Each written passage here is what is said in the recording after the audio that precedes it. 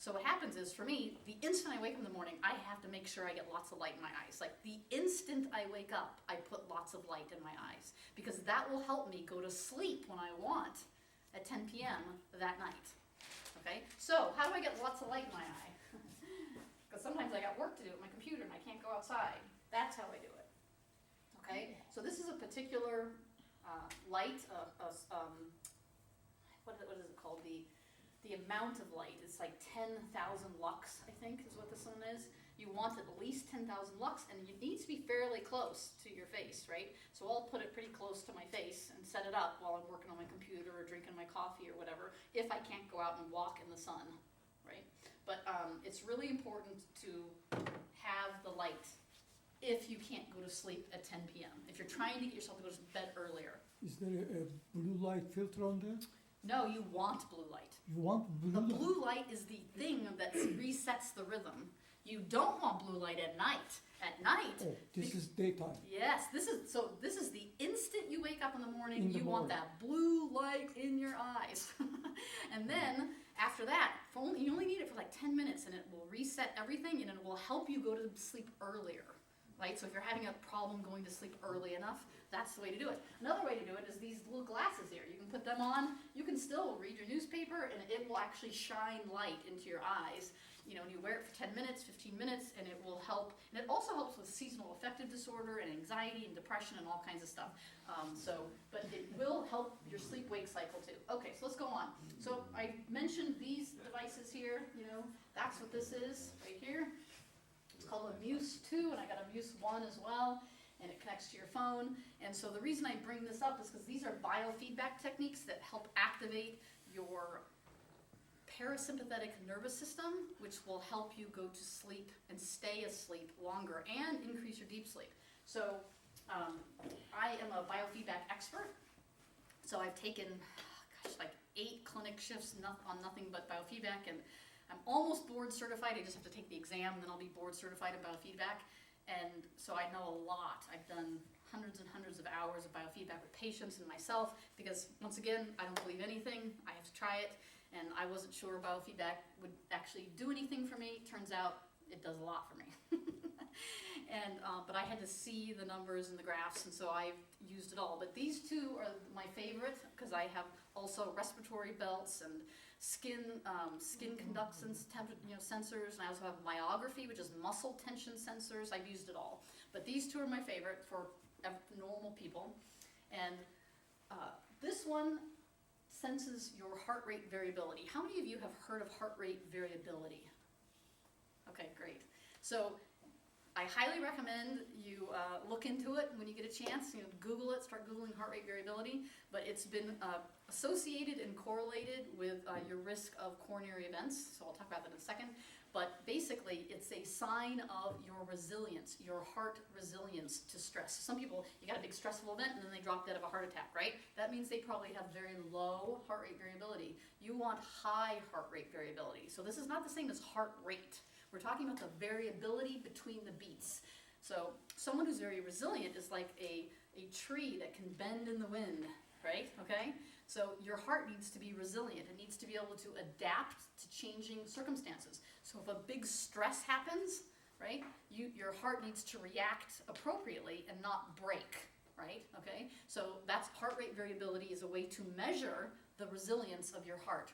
And you can actually train it, sort of like building a muscle, right? You can train your body and your heart to activate your parasympathetic nervous system and deactivate your fight or flight or your sympathetic. And you can do it through practice, through breathing exercises and other things. And so there's an institute called the HeartMath Institute, which is amazing. They work with PTSD for veterans, and they've been around for a very long time. They're an extremely amazing organization. And they've developed this very simple little sensor, which I will show you right here. It's awesome. This is my very old one. Now they're wireless. See, this is how long I've been using this equipment. But this is the sensor right here, okay? And it's just a little clip, okay? Looks like a little clip, and you put it on your ear. So I would have to take my earring out. And you put it on your ear, and then you take this and you plug it into your phone, if you have the plug-in version and not the wireless version that they've got now. And then what you see on your screen, this is one screen, but the first one that comes up is basically, it will walk you through a very slow breathing that will help you practice teaching your heart to be resilient, if that makes any sense. It activates your parasympathetic nervous system, which increases blood flow to your brain. I would do this breathing before I took my exams in medical school because I would get so freaked out, that I would forget everything. And so I would always sit there and breathe 5 minutes before the exam. It would increase blood flow to my neocortex, so I would have access to my node, and I could recall my information better. So it makes your brain work a lot better if you can activate your parasympathetic nervous system, which is rest and digest. So very much look into this. This will help you sleep as well because it will help you get into that rest mode. Okay, and then this will also do the same thing for your brain, and it will tell you through biofeedback, because you'll put these little your earbuds in, and I have it set for a forest where if my brain starts going into theta, which is relaxation, these little birds will start chirping, right? So I know whatever I'm doing with my head, whatever I'm trying to do to relax, I know whether it's working or not. That's why it's called biofeedback. You get feedback to know if you're working, it's working. And the same way with this, you do your breathing and you can see if it's working. And I find them to be astonishing. When I first started using both of these devices, I thought, okay, I'm going to meditate. Okay, I'm thinking about a cloud. My thoughts are clouds, and they're moving, and I'm like, okay, this is me relaxed. And I learned that whatever I thought I was doing to relax was not relaxing my brain at all. So biofeedback was really critical for me to learn how to do it right, like to actually make a difference. Okay, so now heart rate variability. So this is the distance between beats, and here you would see 1 second, 1 second, 1 second, 1 second. That would be a completely even heart rate variability. Here's one that's 0.93, 0.98, 1.2, 1.3. So what you're seeing is there's a variability between the beats. That is a good thing. It's a sign of resilience. You want the distance between the beats to change instantaneously. So let me give you an example. You've got your heart. Your heart's pretty much in the middle, to be honest with you. It's just the apex is leaned over a little bit to the left, right? But it's a lot more in the center than you realize, okay? So your heart's, let's say it's like right around here. And you have your lungs, right? And we have 3 lobes of this lung. We have 2 lobes in this lung, right? And the reason we have 2 lobes is because there's not enough room for it, because we got a heart here, okay? So you breathe, you inhale. You inhale, and there's all this air, and it pushes on the heart. The air from your lungs is pushing on the heart. Your heart sees that as a stress, and it has to react, or it should react. Every time you inhale and every time you exhale, your heart is so sensitive to the environment that it needs to change how fast it pumps, okay? So when you inhale, it's stressed out because it can't contract and expand during each pump as much as it would like to because there's pressure on it. So it speeds up. So if you're sensitive and you've been trained in listening to your heart rate like doctors, you can actually put your finger on your wrist, and when you inhale, you will notice your heart rate goes up, and as you exhale, you will notice your heart rate goes down. If you have high heart rate variability, because your heart is responding to changing conditions, and that's what you want, okay? So like children, we put the stethoscope on them, and we tell them to slowly inhale and exhale. It'll be like beep, beep, beep, beep, beep, and then beep, beep, beep. Like, it's really obvious because children have very high heart rate variability. So it's something you can practice though. It's like building a muscle. You can actually train your body to be more resilient. And it's good.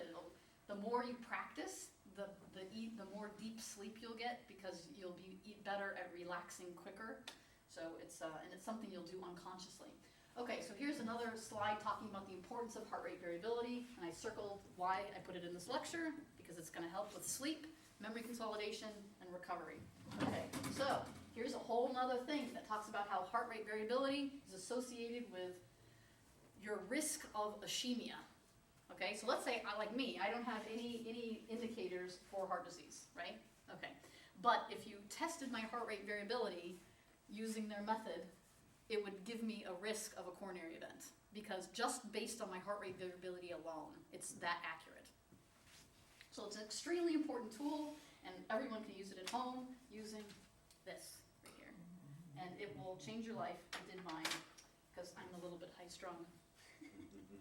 Okay, so another thing is cooling sheets. So remember I used Chili Pad? You can also get special sheets from a company called Sheiks, but there's other companies too, but I like this company, and it does a really good job at wicking moisture away and keeping you cool. You can also buy like a pajama top, and I have the top that's made out of that material that I wear, and it's great. It really keeps me cool and not uncomfortable, you know, it regulates my temperature. Okay, so here's something I had brought and showed a little bit at the beginning before the lecture. Is I called it a spike acupressure mat, but I'm not sure what the actual real name is, but anybody who wants to come up and touch it later, it's really, really spiky. And the point is that it's supposed to stimulate your acupuncture meridians and help release endorphins to eliminate pain. So a lot of people can't sleep because they have back pain or other musculoskeletal pain.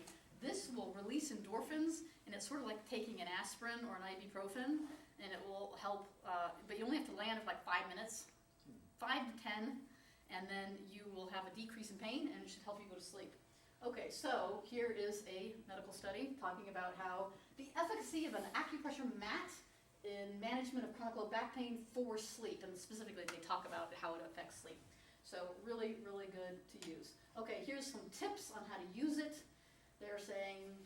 They say use it for 20 minutes. I've never used it that long, but you can gradually scale up in 5 to 10 minute increments. I've only gone up to 10, and that's been fine for me. And then because then by that time, usually at first it's uncomfortable. I don't like it. I move around a lot, and then I start relaxing. I do my deep breathing, you know, and then all of a sudden, about 5 minutes in, my back gets really warm, and things feel weird, like really profoundly relaxing. And then I almost always fall asleep, and then I get annoyed because I gotta wake up and move the mat out from under me. So it works really well for me when I remember to use it. Okay, so box breathing. So there's different ways to, you know, I showed you the sensor right here, and I say the app walks you through the breathing, but the key there's a secret ingredient for activating your parasympathetic nervous system. And so I'm gonna give you the Cliff Notes super one-liner, and that is, you take a slow breath, not a deep breath, it's a slow breath. So you want to inhale to a count of 5 and exhale to a count of 6 or 7. The exhale is the secret ingredient, that's the secret sauce. You want your exhale to always be longer than your inhale. And so you're not taking a deep breath. So people say, oh yeah, I do. I go, well, did you see all those muscles tense up in my neck just now? Right? That's not what you want. That's not what you want in order to activate your parasympathetic nervous system and your vagus nerve and all the good stuff we're trying to do. Instead, you're taking the same volume as normal, you're just doing it slowly. So it looks like this.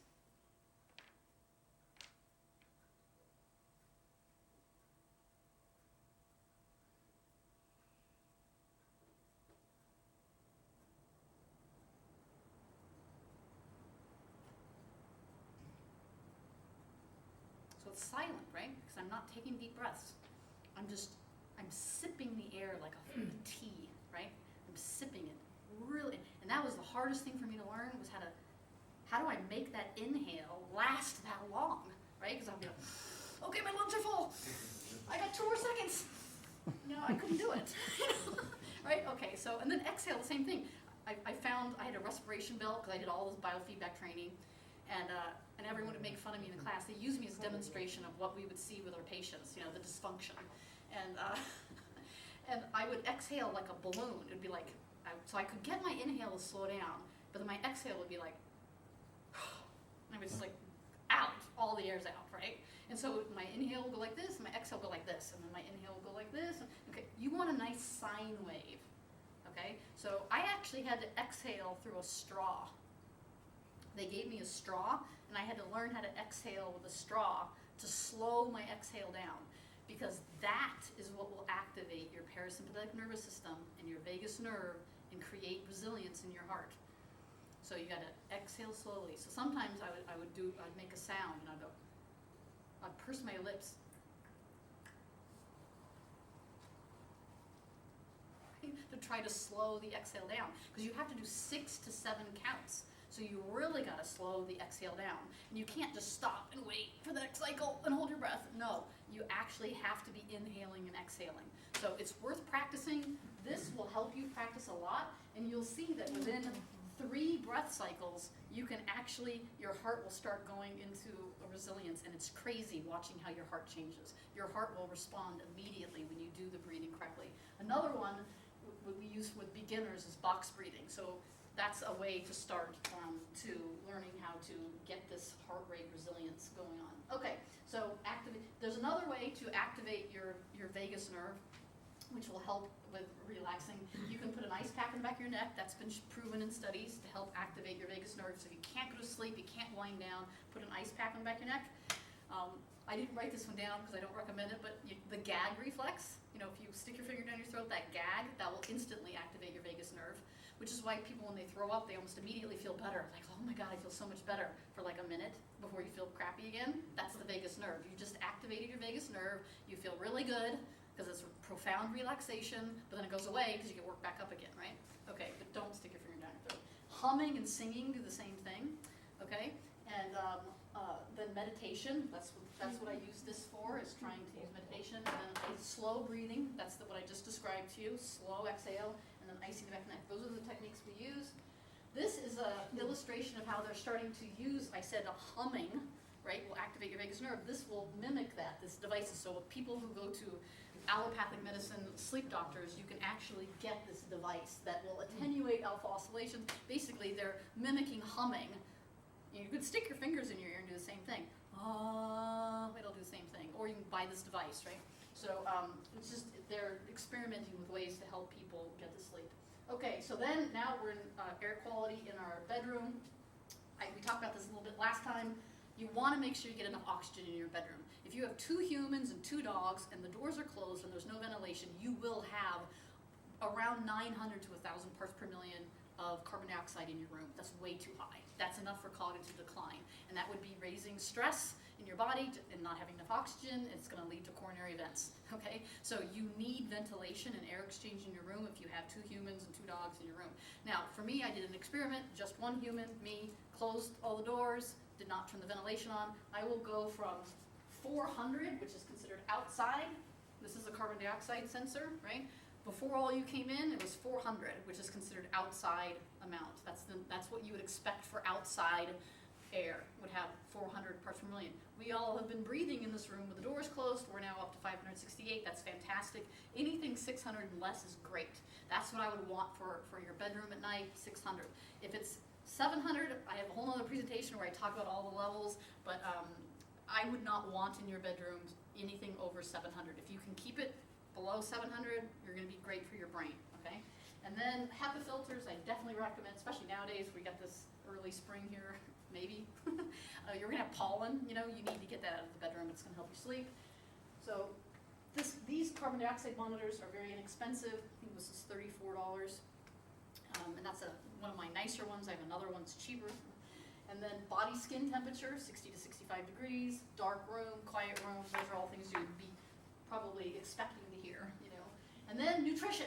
So you can use botanicals to help you sleep as well, but I consider those higher force, right? Because you're trying to push your body using not a drug, but it's like a plant drug to get you to sleep, right?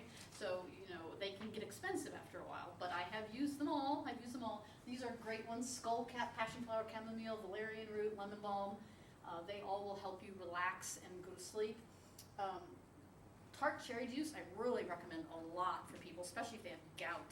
It's just great for you to take at night. Glycine is one of my best recommendations, and I'm going to go through a couple of these other ones as well.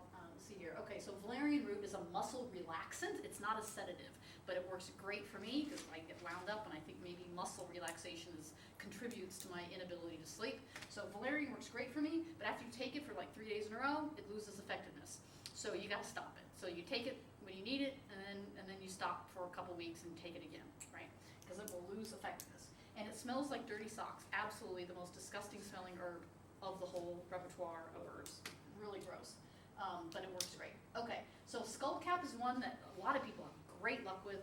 I'd say it's mediocre for me, but it does help with some people. Another one, antihistamines has been shown to be very effective at helping people sleep, because an antihistamine is something that keeps you awake, right? So if you can take an antihistamine